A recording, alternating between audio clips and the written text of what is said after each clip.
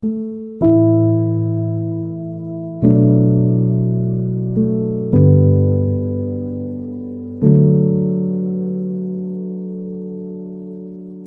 aking pinagmamasdan ang kalangitan sa madilim na gabi, nakita ko kung gaano kaningning ang mga tala, kung paano bigyan ng liwanag ng buwan ang paligid.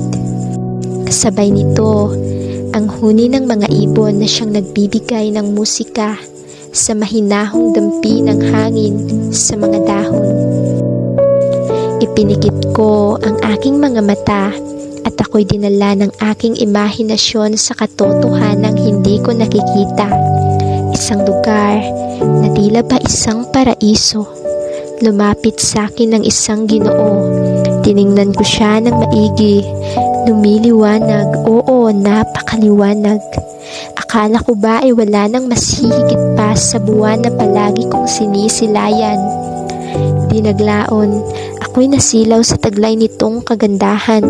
Tumalikod ako at pinalak siyang layuan. Ngunit, nang ako ay humakbang, ako'y kanyang pinigilan. Kasabay ang salitang tila babala na kanyang binitawan. Anak, ang iyong paghakbang palayo sa liwanag ay iyong ikapapahamak. Ang buhay ay hindi nananatili sa iisang sulok lamang. Pagkatatandaan na ang lahat ay humahantong sa katapusan.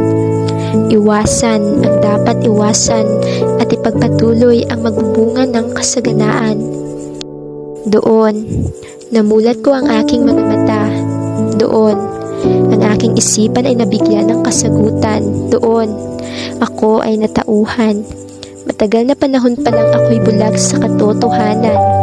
Pinagtuunan ng pansin ang mga bagay na sa labas lamang ang kinang at hindi pang matagalan. Nalimutan ko na ang buhay ay may hangganan.